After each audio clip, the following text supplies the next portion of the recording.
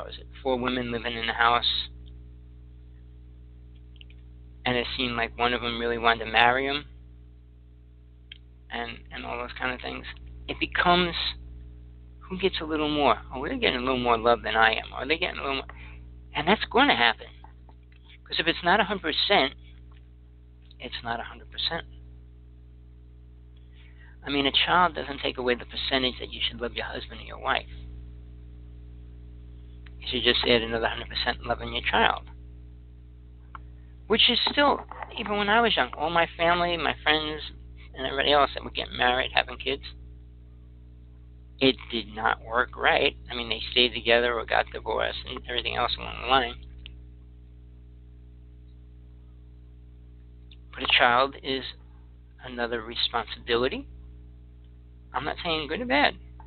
But if you bring it into the relationship, it has to be a part of the relationship. 100% part of it. You can't have 200%, yes you can. You could have 1,000 100%, meaning you're going to give 100% to all the things that you feel deserve it, and then honor it and work with it. And you can. You have the ability to do that. Now, okay, bring that to your concept of God. Same with humans, the way we act and things and responsible for. Why should God love everybody 100% when most people don't even love it, understand it, or care to know it? It's not a good thing, is it? It is not.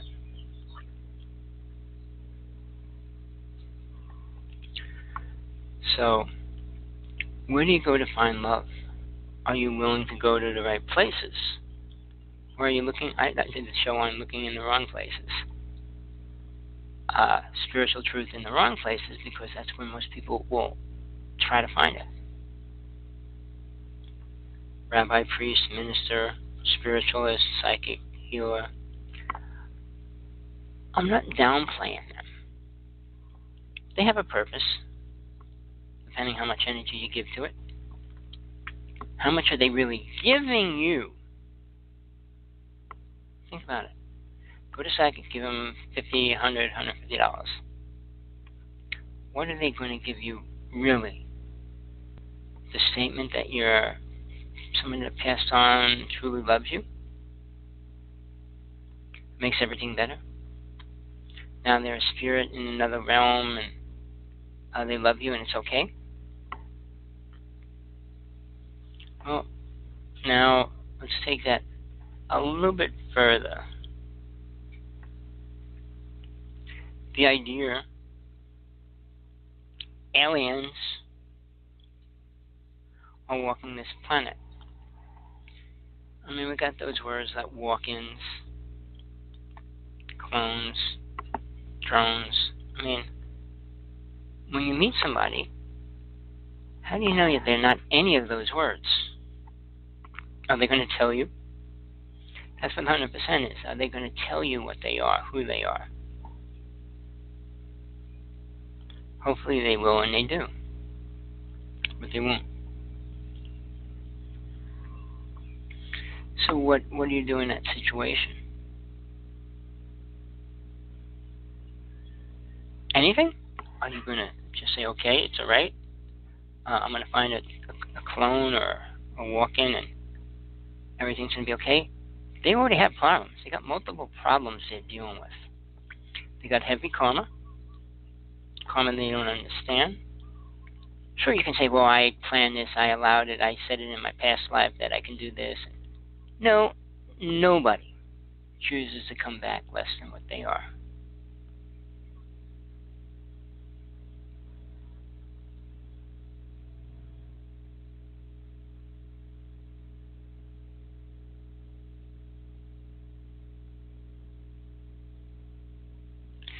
Well, I'm leaving this open for people to really fine-tune who they are. Take that space, fill it with your awareness of what 100% means to you, and then put the other space into what is God to you. When you love God,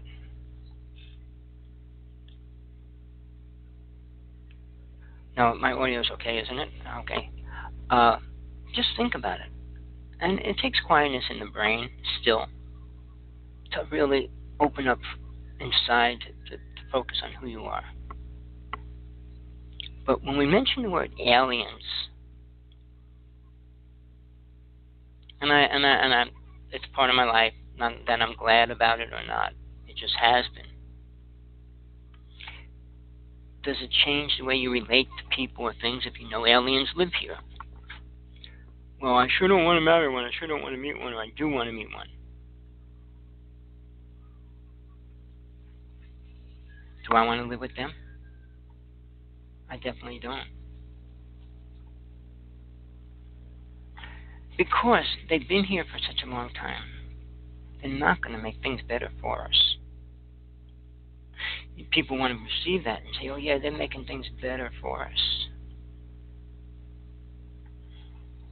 But when it comes to love and relationships and understanding God, my main scenario on that is, if there's no God, what is there?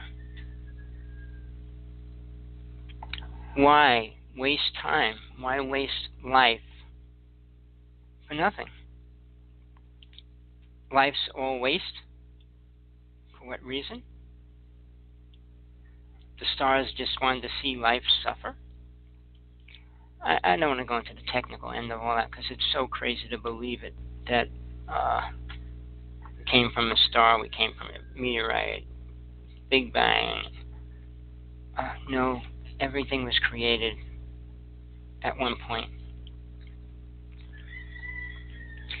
If we can go back and forth through time, what do you think God could do to the ultimate future of mankind? What they're going to do, how they're going to do it? And does it allow it all the time? Of course not. But people want to take whatever story they believe in and make it the important story. When you talk about Bible stories, then they'll say, well, that's the same story that happened in India. That's the same story that happened somewhere else.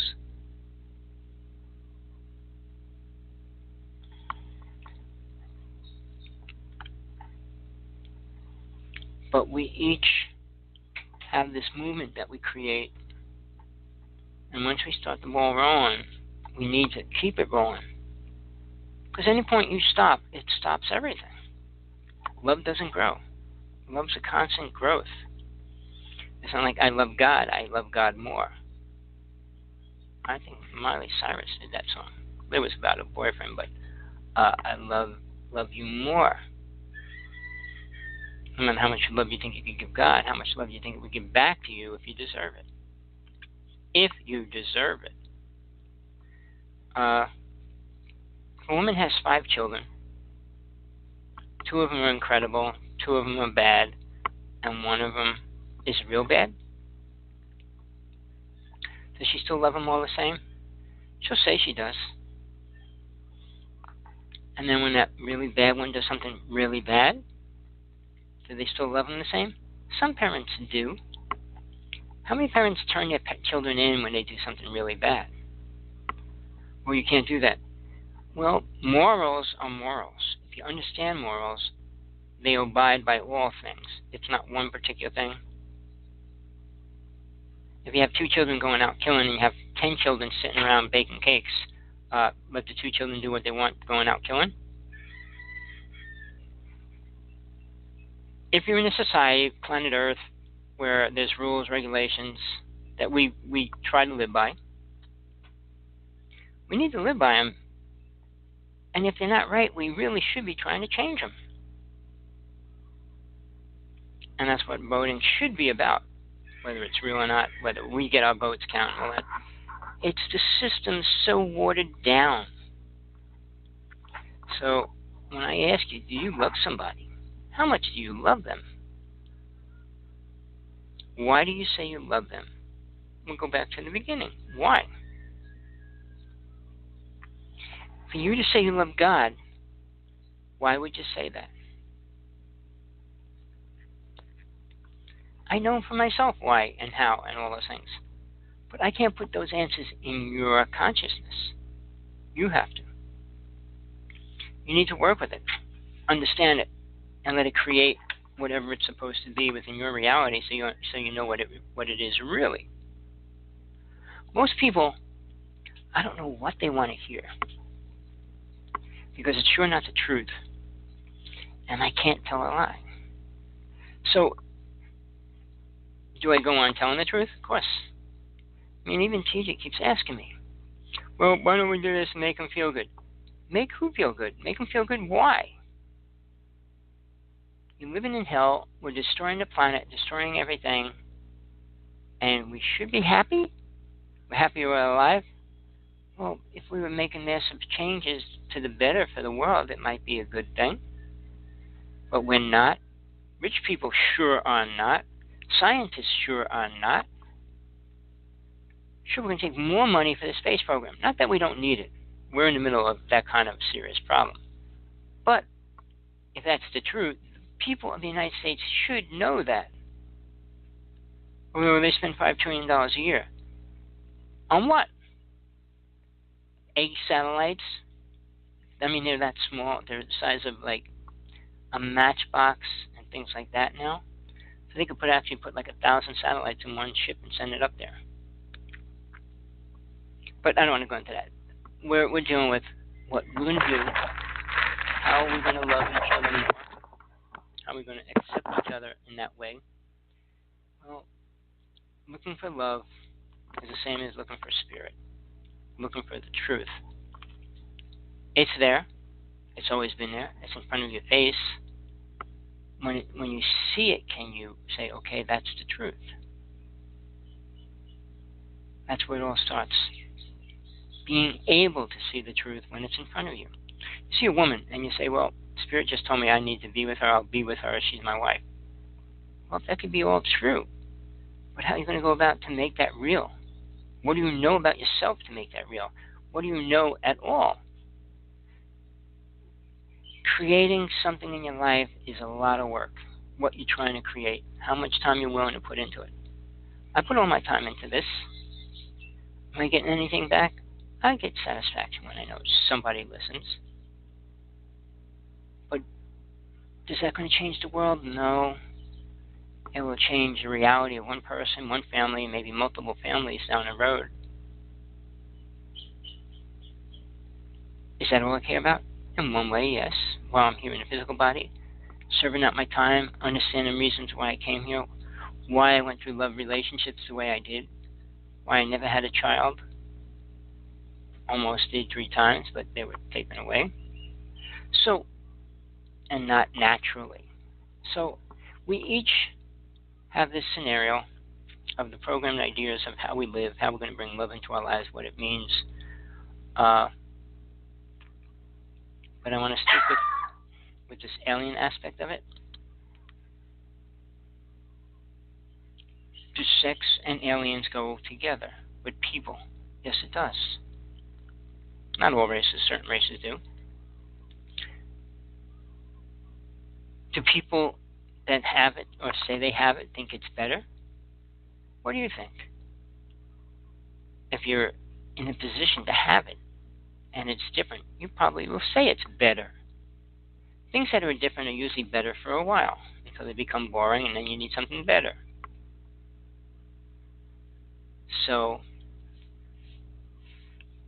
with that, when we got aliens coming down, people saying they're doing all these different things with them and everything else,